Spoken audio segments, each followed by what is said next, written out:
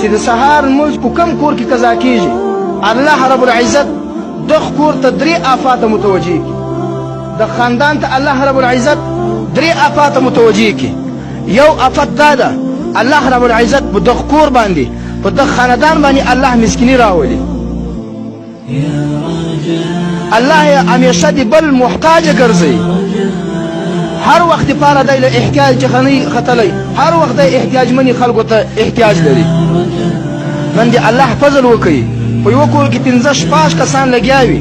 دغه دنیا چې دای په ګټلو باندې ستړی شي په دې دنیا پسې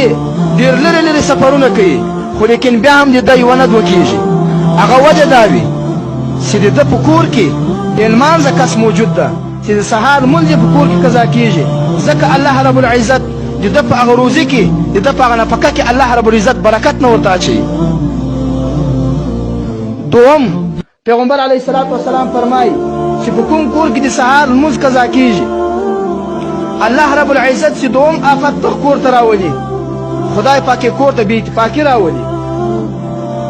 په دغه کور کې شپه او ورځ جنګونه وي په دغه کور کې شپه او ورځ کم ده په جنجال باندې دا د خپل کور ول سره اخته وي که نن موږ او تاسې پام کړی وي په هر کور کې نن جنګونه دي په هر کور کې نن پریشانۍ دي په هر کور کې نن خفګان ده نن ورور له وروره جخه مرور ده نن پلار له زوی جخه مرور ده نن میړه له ښځې جخه مرور ده نن عزیز له عزیزه جخه مرور ده نن ګاونډي له ګاونډي جخه مرور ده دا یو شی نه له اسمان جخه یوه ټکه نه ده راولېدلې ته په دا خپل ځان کې دا خپل کور کې داسې سوچ وکوه چې آیا د ما په کور کې یو داسې کس ته چې هغه د سهار لمونځ قضا کوي